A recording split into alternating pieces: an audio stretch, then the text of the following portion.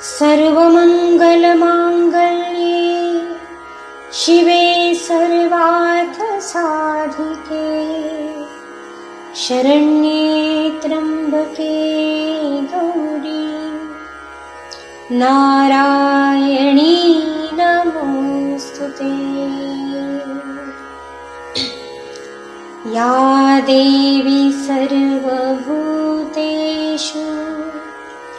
बुद्धिरूपेण संस्थिता नमस्तस्यै नमस्तस्यै नमस्तस्यै नमो नमः।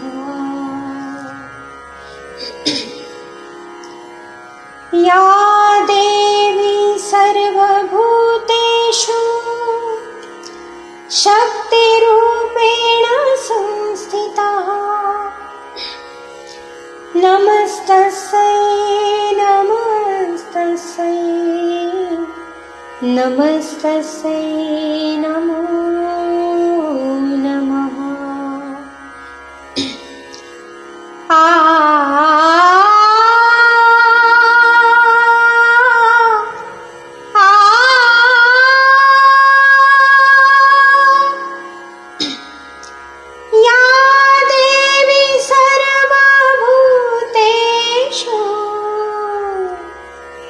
लक्ष्मीरूपेण संस्थितः नमस्तस्यै नमस्तस्यै नमस्तस्यै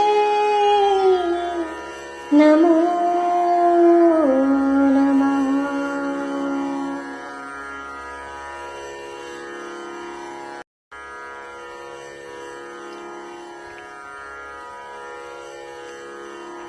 नमस्कार. कहाणी, व्रत आणि सणांची च्या या नव्या सिरीजमध्ये आपण सध्या नवरात्रावरती बोलत आहोत, नवरात्राचे भाग करत आहोत. त्यातल्या दुसऱ्या भागामध्ये तुम्हा सर्वांचं मी अनघा खूप मनापासून स्वागत करते. नवरात्र म्हणजे शारदीय नवरात्र. देवीच्या 9 रूपांची किंवा 9 अवतारांची पूजा बांधली जाते. या भागात आपण ती 9 रूपं कोणती ते पाहणार आहोत. अश्विन शुद्ध प्रतिपदा म्हणजे नवरात्राचा पहिला दिवस. या दिवशी हिमवताची कन्या शैलपुत्री या देवीची पूजा केली जाते. उजव्या हातात त्रिशूळ आणि डाव्या हातात कमळ फूल घेऊन नंदीवर विराजमान असं या देवीचं रूप आहे. शैलपुत्री हा महाकालीचा प्रत्यक्ष अवतार मानला जातो. तिला सती म्हणजे शिवाची पहिली पत्नी, तिचा पुनर्जन्म असंही मानलं जातं. तिला हेमावती म्हणून पण संबोधलं जातं. द्वितीयेला देवीच्या ब्रह्मचारिणी या रूपाची पूजा केली जाते. हा पार्वतीचा दुसरा अवतार आहे. या अवतारात पार्वती योगिनी आहे. देवी पार्वतीची अविवाहित स्वब्रह्मचारिणीची पूजा मुक्ती किंवा मोक्ष, शांती आणि समृद्धीसाठी केली जाते. अनवाणी पायांनी आणि हातात जपमाळ आणि कमंडलू या रूपामध्ये ही देवी असते. चंद्रघंटा. तृतीयेला चंद्रघंटा या रूपाचे पूजन केलं जातं.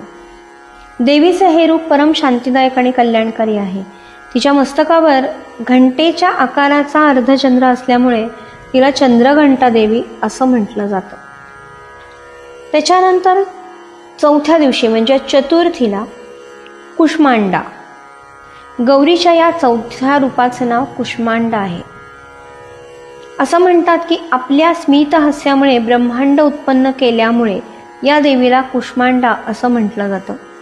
या देवीचं निवासस्थान सूर्यमंडळात आहे. तिथे निवास करण्याची शक्ती केवळ देवीमध्येच आहे. तिचे तेज सर्व ब्रह्मांड उजळून टाकतं. ब्रह्मांडात असलेल्या सर्व वस्तू आणि प्राण्यांमध्ये तेज केवळ या देवीच्या योगाने येतं असं म्हणतात. या देवीला 8 भुजा आहेत म्हणून अष्टभुजा देवी असं पण म्हणतात. तिच्या 7 हातात अनुक्रमे कमंडलू, धनुष्य, बाण, कमळाचं फूल, अमृत कलश, चक्र आणि गदा आहे. 8व्या हातात जपमाळ आहे आणि वाहन आहे सिंह. स्कंदमाता. कुमार कार्तिकेयाला स्कंद असं म्हटलं जातं. म्हणजे त्याचं दुसरं नाव हे स्कंद आहे. त्यामुळे स्कंदाची माता म्हणून दुर्गेला स्कंदमाता असं पण म्हणतात. असंही म्हणतात की 4 भुजा असलेली ही देवी आहे. कमळासनावर म्हणजे कमळावरती विराजमान आहे ती.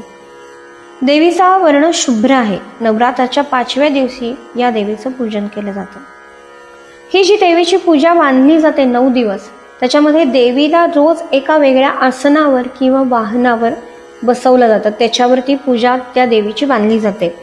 त्याच्यामध्ये कधी राजहंस असेल, कधी हत्ती असेल, त्याच्यानंतर मोर आहे, अश्वारूढ आहे, सिंहासन आहे किंवा कमळ आहे. अशा या देवीला वेगवेगळ्या आसनावर बसवून तिची छान पूजा बनली जाते. त्याच्यानंतर देवी कात्यायनी. या देवीची कथा अशी आहे की महर्षी कात्यायना यांनी कठोर तपस्या करून देवी भगवतीने आपल्या घरी जन्म घ्यावा अशी इच्छा प्रकट केली आणि देवी भगवतीने त्या प्रार्थनेचा स्वीकारही केला. हीच देवी कात्यायनी जिने महिषासुराचा वध केला. या देवीला योद्धा देवी असं पण म्हणतात. हे देवीचं उग्र रूप आहे, पण ते दुष्टांसाठी बरं का, भक्तांसाठी नाही.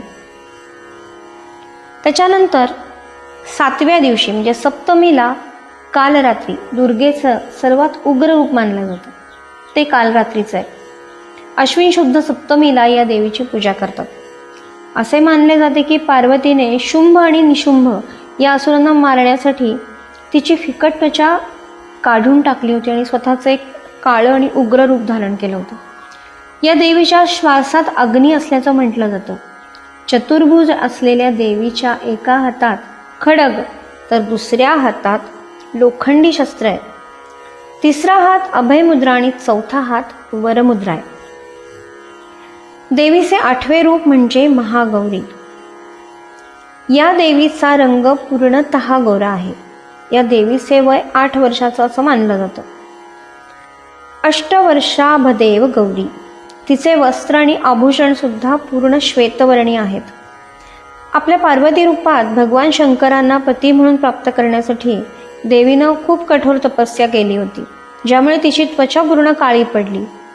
तेव्हा भगवान शंकराने तिच्या तपश्चर्येवरती प्रसन्न होऊन तिला गंगेच्या शुद्ध पाण्याने आंघोळ घातली. त्या पवित्र पाण्याने आंघोळ केल्यामुळे देवी अत्यंत गोरी दिसू लागली. तेव्हापासून तिला महागौरी असं म्हणतात. अश्विन शुद्ध अष्टमी दिवशी काही ठिकाणी गौरीचे सुंदर मुखवटे उभे केले जातात. त्या दिवशी जागर पण असतो. मी काही ठिकाणी ते जे मुखवटे उभे केले जातात ते साधारण रात्री 8 ते 12 या वेळामध्ये तिथे ते मुखवटे छान उभे करून देवीला खूप सुंदर आभूषणांनी सजवलेलं असतं. आणि तिथे काही जणांमध्ये तिथे घागरी फुंकतात आणि त्या देवीची रूपं 8 ते 12 मध्ये बदलत जातात. जेव्हा मुखवटा उभा केला जातो तेव्हा तिचं एक बालरूप असं दिसत असतं तिच्या चेहऱ्यावरती. ते रात्री 12 वाजेपर्यंत एका पोक्त वयाच्या बाईचं रूप त्या देवीच्या मुखवट्याला आलेलं असतं. हे मी पाहिलेलं आहे, त्याच्यामुळे हे मी नक्कीच सांगू शकते की हा माझा अनुभव आहे. त्याच्यानंतर 9वा दिवस. 9वा दिवस हा सिद्धरात्री देवीचा आहे. 9वा म्हणजे नवरात्रीतला शेवटचा दिवस. सिद्धरात्रीची उपासना या दिवशी करतात. म्हणजे परिपूर्णता देणारी ही देवी आहे. हिच्या पूजेने सर्व प्रकारची सिद्धी प्राप्त होते असं म्हणतात. ती प्रामुख्याने 9 प्रकारच्या सिद्धी देते. अनिमा, महिमा, गरिमा, लघिमा, प्राप्ती, प्राकाम्या, इसित्वा आणि कशित्वा. सिद्धिदात्रीला शिव आणि शक्तीचे अर्धनारेश्वर रूप म्हणून पण पाहिलं जातं बरं का. आणि 10वा दिवस म्हणजे दसरा. वाईटावरती चांगल्याचा विजय. याच दिवशी प्रभू रामचंद्रांनी रावणावर विजय मिळवला. त्या 10 तोंडी रावणाला हरवलं म्हणून दशहर म्हणून दसरा असा त्याचा एक अपभ्रंश झाला असं म्हणतात. असं हे नवरात्री आणि दसरा म्हणून 10 दिवसाचा आपला हा सण समारंभ किंवा उत्सव आपण छान साजरा करतो.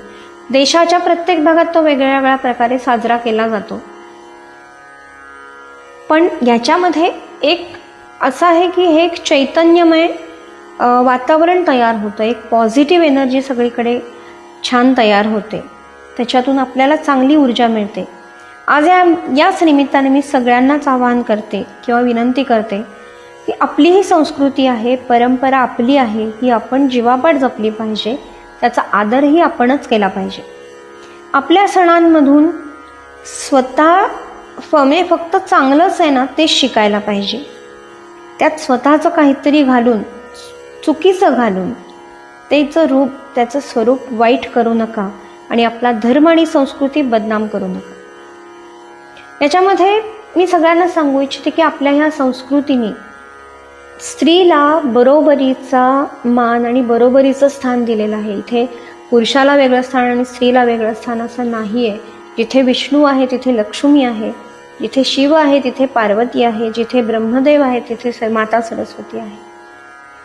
जिथे आहे ते दोघंही बरोबर आहेत, ते कोणीही वेगळे नाहीत ना. पुरुषांना वेगळं मानलं जातं किंवा स्त्रीला काही वेगळं ट्रीटमेंट मिळते असं नाही आहे. ही आपली संस्कृती आहे.